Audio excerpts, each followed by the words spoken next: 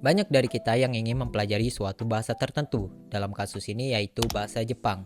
Dan juga banyak dari kita yang merasa bahwa bahasa Jepang ini hanya diperuntukkan oleh orang-orang yang pintar, orang-orang yang jenius, ataupun orang-orang yang lahir di Jepang baru bisa bahasa Jepang. Namun faktanya, bahasa Jepang ini dapat dipelajari oleh setiap kalangan, baik tua maupun muda. Dan kasus yang seringkali menjadi penghambat buat orang-orang yang ingin mempelajari suatu bahasa ini, yaitu nggak tahu mulai dari mana. Di video kali ini aku akan membagikan bagaimana cara aku belajar bahasa Jepang secara otodidak dan berserta tips-tipsnya. Nanti akan aku bagikan. Yang dimana aku udah belajar bahasa Jepang ini selama 3 tahun terakhir ini dan sekarang masih berlanjut. Dengan harapan ketika kalian siap nonton video ini, kalian nggak bingung lagi itu untuk mulai dari mana dan finishnya di mana gitu. Dan seenggaknya anggapan-anggapan yang di dalam kepala kalian yang mengatakan bahwa bahasa Jepang itu susah itu berkurang. Dan ini dia beberapa step-step yang perlu kalian ketahui sebelum memulai belajar bahasa Jepang. Yang pertama yaitu menghafal hiragana dan katakana. Hiragana dan katakana masing-masing memiliki 46 kosakata yang perlu dihafalkan. Dan setiap kosakata tersebut memiliki bentuk yang berbeda-beda.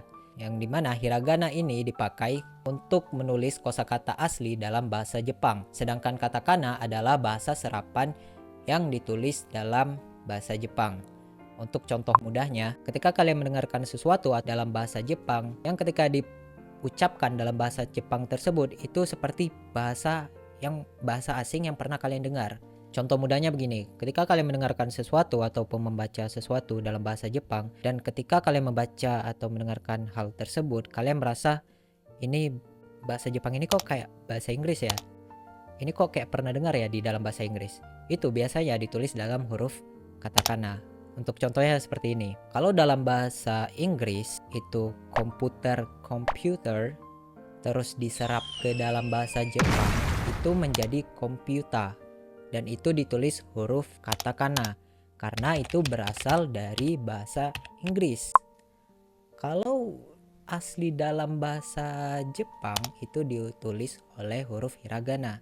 Ini contoh lain lagi untuk huruf yang ditulis dari huruf katakana ya.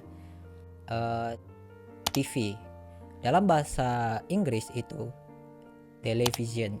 Kalau dibawa ke dalam bahasa Jepang itu menjadi terebi. Kira-kira seperti itu. Nah, sebelumnya kenapa aku menyarankan buat kalian menghafalkan hiragana dan katakana terlebih dahulu? Itu alasannya karena mudah dihafal dan impact yang diberikan dari menghafal hiragana dan katakana ini sangat besar. Jadi gini, kita kan di awal itu memiliki keraguan yang sangat besar terhadap diri kita. Kita bisa nggak ya itu mencapai target yang udah kita buat gitu. Maka dari itu hiragana dan katakana ini menjadi salah satu solusi buat diri kita termotivasi ataupun rasa percaya diri kita itu meningkat secara drastis gitu. Ini menurut pengalamanku pribadi ya. Yang dimana ketika kalian udah ngafalin hiragana dan katakana ini, kalian merasa kayak ada fulfilling yang membuat diri kalian, oh aku hiragana dan katakana aja bisa ngafal gitu, apa lagi selanjutnya gitu. Yang dimana hiragana dan katakana ini kan nggak semua orang gitu bisa ngebaca tulisan-tulisan ini. Coba lihat orang-orang di sekitar kalian gitu, bisa atau enggak. Pasti nggak semua orang bisa gitu ngafalin hiragana dan katakana. Maka dari itu aku nyaranin buat kalian ngafalin hiragana dan katakana.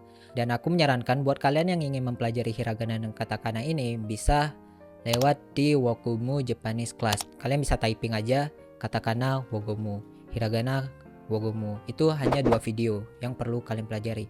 Ini bukan promosi ya, jadi aku nggak akan nutupin sumber-sumber yang aku pelajari gitu. Ini menurut pengalaman pribadi. Kalau ini bagus ya aku saranin, kalau ini jelek ya aku keep aja ke diri aku sendiri gitu. Dan misalkan kalian udah nonton video yang aku saranin tadi, itu misalkan kalian udah lupa, itu kalian usahakan untuk nonton ulang lagi. Lupa nonton lagi, lupa nonton lagi. Untuk aku sendiri itu perlu 3 kali pengulangan, kayak hiragana 3 kali, katakana 3 kali. Itu insya Allah ingat sih. Yang kedua yaitu menghafal kosakata. Setelah kalian menghafal hiragana dan katakana tadi, usahakan untuk kalian terapkan di penghafalan kosakata. Kosakata yang kalian hafalkan itu tolong dituliskan dalam huruf hiragana dan katakana.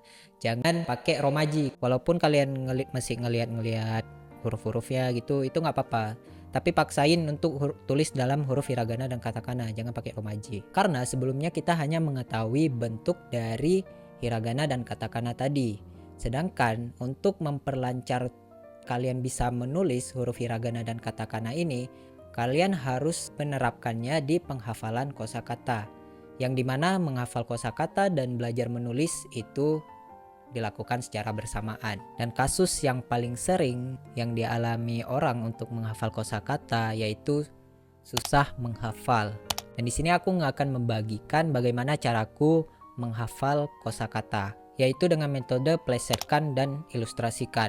Langsung aja. Yang pertama yaitu tentukan kosakata yang ingin dihafal. Dan di sini aku akan memakai contohnya mobil ya, mobil.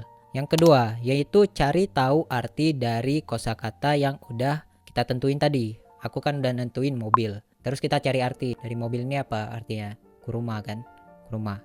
Terus plesetkan arti dari mobil. Arti dari mobil tadi yang kuruma tadi ya. Jadi kita akan memplesetkan bahasa Jepang ini, kuruma ini. Jadi cara plesetkannya itu gimana? Ini kan kuruma. Jadi kita pikir gini. Hal apa yang sering kita dengar dalam bahasa Indonesia ataupun hal-hal yang sering familiar di telinga kita yang bisa kita plesetkan dari kata kuruma ini. Kalau aku pribadi sendiri, ketika aku membaca kuruma ini, hal yang langsung terpikirkan di kepala aku yaitu Kurama gitu. Buat orang yang nonton Naruto pasti tahu itu Kurama.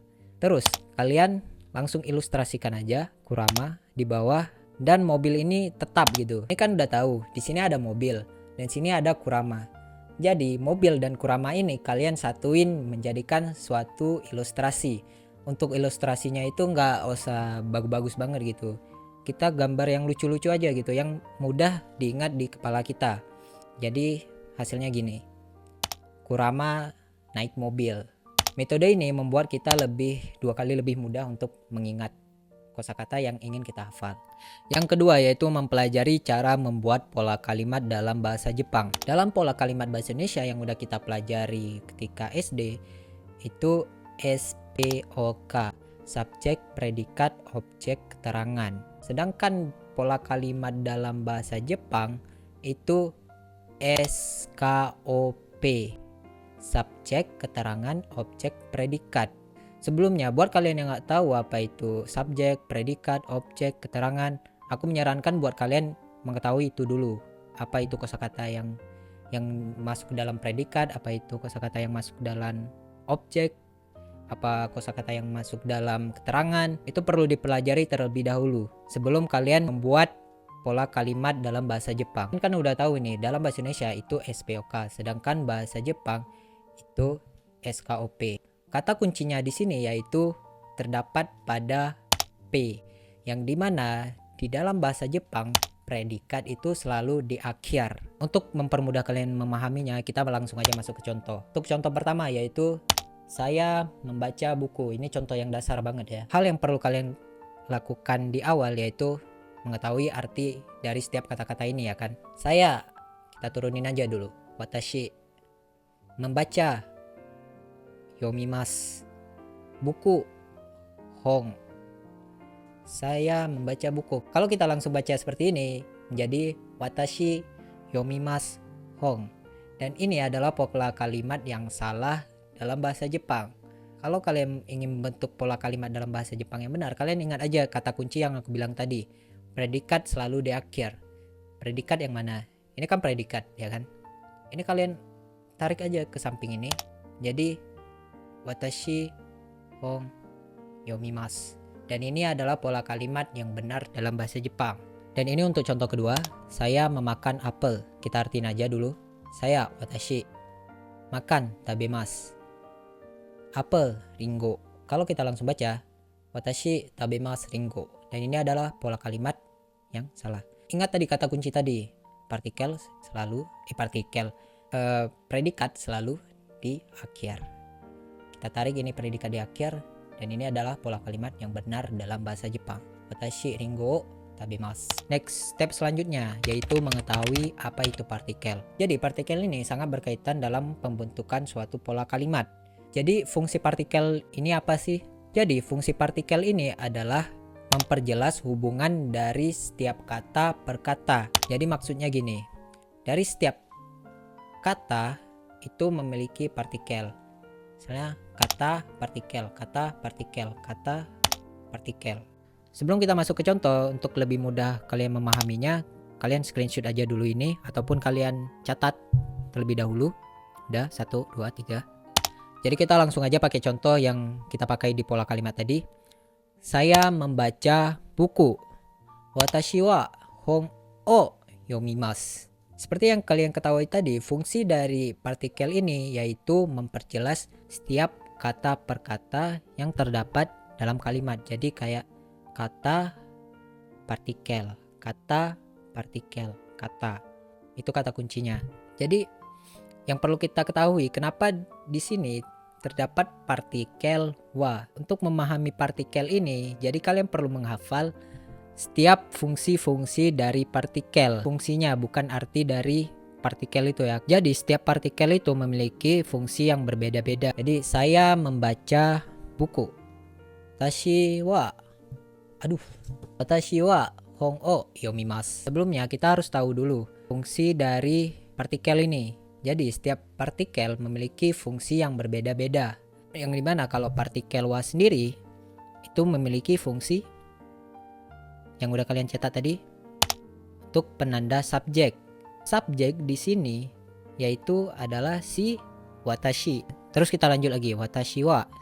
Wa penanda subjek si watashi. Watashi wa hon o yomimasu. Hon o yomimasu. Terus kita tanya lagi, kenapa di sini terdapat partikel o? Seperti yang udah kalian catat tadi, partikel o berfungsi sebagai penunjuk objek yang melakukan sesuatu. Objek di sini yaitu si buku. Apa yang dilakukan yaitu membaca. Saya membaca buku. Watashi wa penanda subjek si watashi. Watashi wa hon o berfungsi sebagai penunjuk objek yang melakukan sesuatu. Watashi wa hon o yomimasu. Gitu. Semoga kalian bisa memahaminya. Oke, mungkin sampai di sini aja videonya. Buat kalian yang masih bingung, boleh tanya di kolom komentar. Ataupun kalau kalian minta contoh yang lain juga bisa. Dan untuk info tambahan, di video-video selanjutnya aku akan membuat video pembelajaran bahasa Jepang itu kayak per episode gitu ya.